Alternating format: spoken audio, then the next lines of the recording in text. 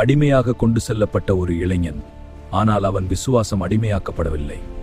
அவர்களில் ஒருவன் தானியேல்.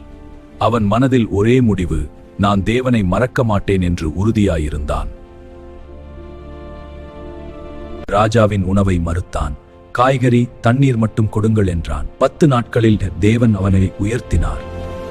ராஜாவுக்கு ஒரு பயங்கர கனவு. யாருக்கும் அர்த்தம் தெரியவில்லை. அதனால் ராஜா மரண தண்டனை அறிவித்தார். மரண தண்டனை இப்போதே. ஆனால் தானியேல் பயப்படவில்லை.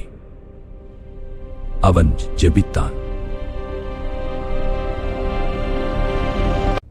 இந்த ரகசியத்தை வெளிப்படுத்துவது மனிதன் அல்ல, தேவன் என்று தானியேல் கூறினான். அதற்கு ராஜா வியந்தான்.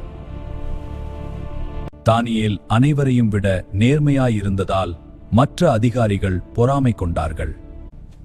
அவனை வீழ்த்த வேண்டும். இந்த சட்டம் உதவும். பொறாமை கொண்டவர்கள் சதி செய்தார்கள். ராஜாவைத் தவிர யாரையும் தொழுதால் சிங்கக் குகை. ஆனால் தானியேல் பயப்படவில்லை. எப்பொழுதும் போல தினமும் 3 வேளை ஜெபித்தான். அப்பொழுது அவனை பிடித்தார்கள். அதற்கு ராஜா வருந்தினார். நீ எப்போதும் சேவிக்கும் உன் தேவன் உன்னை விடுவிப்பாராக என்றார். அவனை சிங்கங்களின் குகையில் வீசினார்கள்.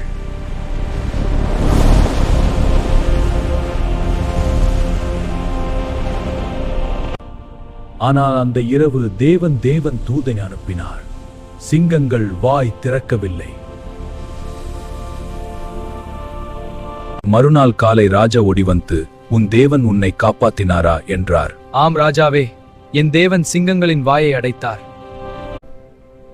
தேவனுக்கு உண்மையாயிருப்பவன் ஒருபோதும் தோல்வியடைய மாட்டான்.